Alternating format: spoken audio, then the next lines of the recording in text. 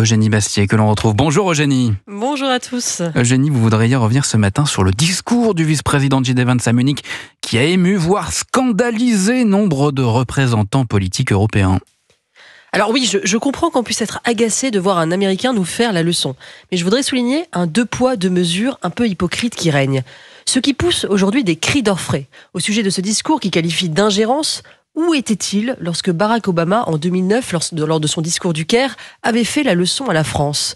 Il l'a jugé alors islamophobe et l'enjoignait à abandonner sa loi sur l'interdiction du voile.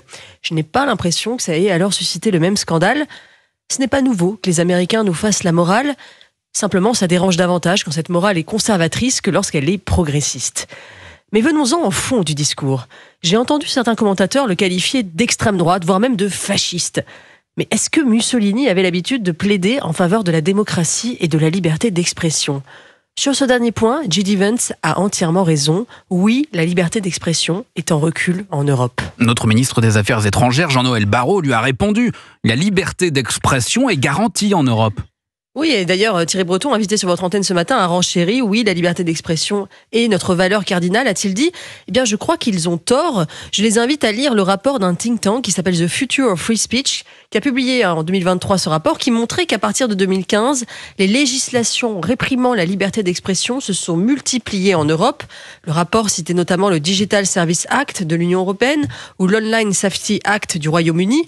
Au Royaume-Uni, par exemple, au nom du hate crime, crime de haine, on n'est pas loin du crime de pensée orwellien, on peut être arrêté pour avoir posté sur les réseaux sociaux un propos jugé offensant ou haineux.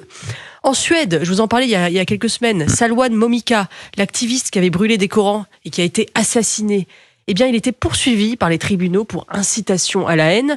En Allemagne, on peut être aussi poursuivi pour avoir reposté de la désinformation sur les réseaux sociaux. Alors, on est tous d'accord pour dire que la désinformation et la haine, ce n'est pas bien. Mais la question, c'est qui a la légitimité pour les définir? Aucune entité n'est assez omnisciente et légitime pour cela. Et la France dans tout ça?